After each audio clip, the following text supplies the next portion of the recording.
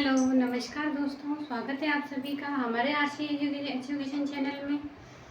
तो हम चल रहे थे अर्थशास्त्र की तरफ, स्टैटिक्स एंड क्वांटिटेटिव टेक्निक्स की तरफ। हमने पहले आपको प्रश्नावली बताई थी आंतरगणन और बाह्य गणन की। सेकंड प्रश्नावली हम आपके लिए लेकर आए थे सहसंबंध की। सहसंबंध में हमने आपको सहसंबंध के प्रकार बताए थे, उनकी विशेषताएं बताई थी, उनकी मान्यताएं, प्रयोग वगैरह हमने सब कुछ बताए थे। अगर आपने नहीं देखी हो तो आप हमारे प्लेलिस्ट में जा कर के देख सकते हैं।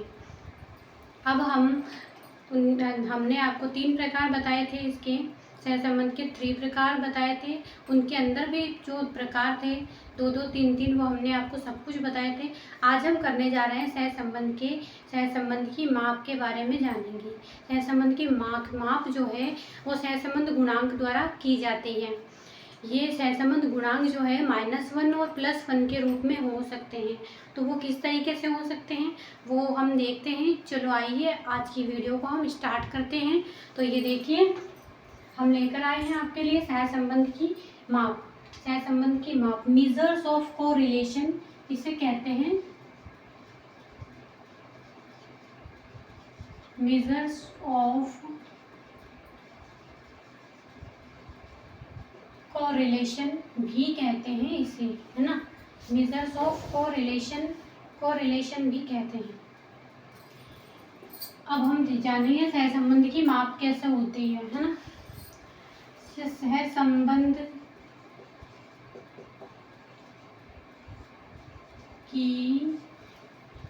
सहसंबंध की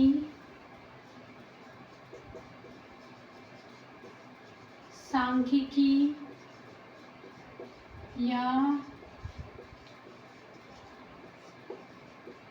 गणितीय माप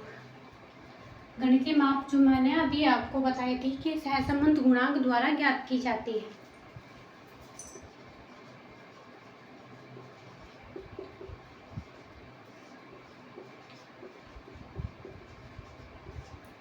सहसंबंध गुणांक जिसे हम R से प्रदर्शित करते हैं द्वारा की जाती है।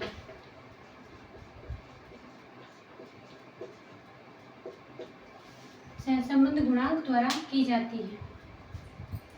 की मात्रा हम देखेंगे। अब देखिए, जिसका मान हमने आपको ये भी बताया था कि जिसका मान -1 और +1 हो सकता है ना। -1 से +1 तक हो सकता है ना। तो इसे हम जैसे मैं आपको लिख सकती हूँ प्लस या -1, ठीक है, इसके बराबर हो सकता है या यहाँ तक ही हो सकता है। अब मैं लिख देती हूँ इसकी मात्रा। इसके अंदर कितनी मात्रा की जरूरत होती है। पहला होता है धनात्मक सहसंबंध है उसमें, या ऋणात्मक सहसंबंध है, ठीक है, या ऋणात्मक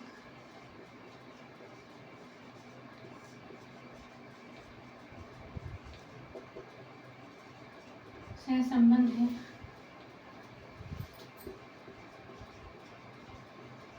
धनात्मक सहसंबंध है या ऋणात्मक सहसंबंध है, ये भी देखेंगे।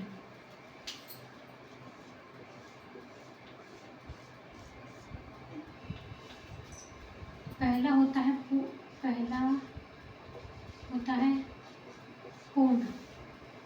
पूर्ण कैसे होता है। इसमें धनात्मक में क्या आएगा, R से डिकोड करते हैं हम सहसंबंध गुणांक को, हम R से डिकोड करते हैं। पूर्ण कैसे होता है, जैसे +1 कर दिया हमने, ये पूर्ण हो गया। ये ऋणात्मक में -1, धनात्मक पूर्ण, धनात्मक और पूर्ण ऋणात्मक, ठीक है। दूसरा होता है सीमित संख्या में या सीमित मात्रा में होता है। सीमित मात्रा में 3 प्रकार से होता है।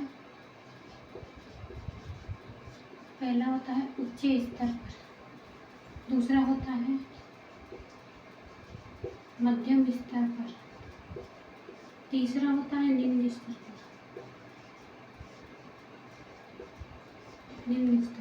ठीक है। होता है r बराबर 0.75 से लेकर के 1 तक। इसकी जो वैल्यू आती है 0.75 से लेकर के 1 तक आती है। इस वाले मध्यम स्तर की वैल्यू आती है 0.25 से लेकर 0.75 और इस वाले की वैल्यू आती है 0.01 से लेकर 0.25 तक। ठीक है, और इसकी सिर्फ कुछ नहीं, इसकी सिर्फ माइनस में हो जाएगी। ये जो वैल्यूज आएगी ये माइनस में हो जाएगी। जैसे -0.75 से -1 तक, ये -0.25 से -0.75 और -0.01 से -25। यहाँ तक इसकी वैल्यू हो जाएगी, तो ये ऋणात्मक सहसंबंध हो जाएगी। अगर सहसंबंध तीसरा होता है सहसंबंध का अभाव, सहसंबंध नहीं पाया जाता है तो क्या वैल्यू आती है? सहसंबंध का अभाव होता है तो r बराबर 0 होता है इसमें, और इसमें भी r बराबर 0 होता है।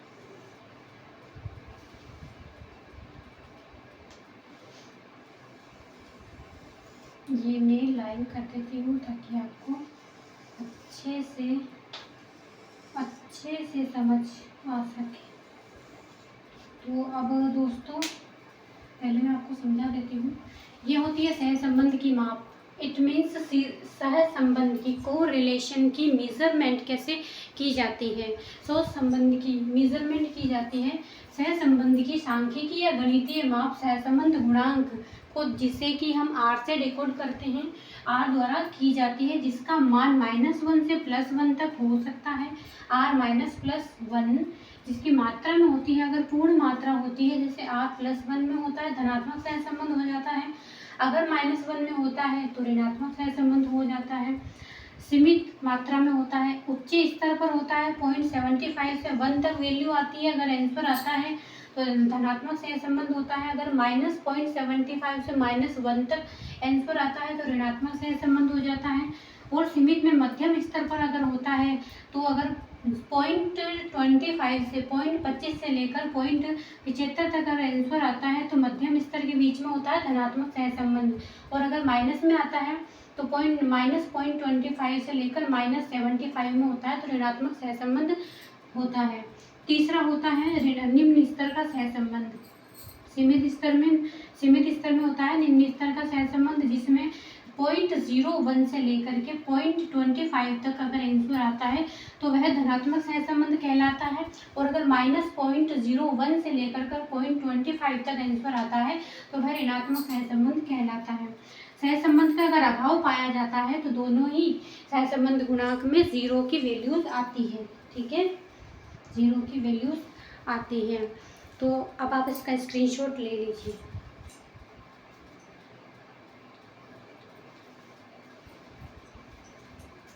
तो देखा दोस्तों आपने, हमने आज आपको सहसंबंध की माप करवाई। आज की वीडियो हम यही समाप्त करते हैं। अगर आपको हमारी वीडियो पसंद आई हो तो प्लीज़ लाइक कीजिए, शेयर कीजिए, कमेंट कीजिए और सब्सक्राइब करना ना भूलिए। धन्यवाद।